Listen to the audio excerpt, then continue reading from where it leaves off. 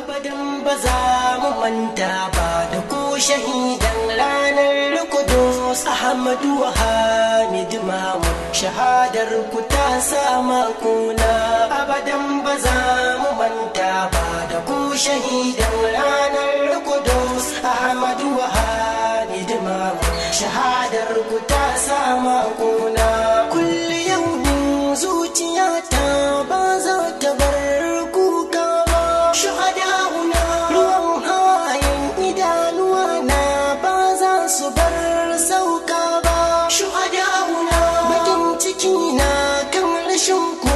daina shi ban san rana ba shuhada'una shahidan Kudus jilalan ku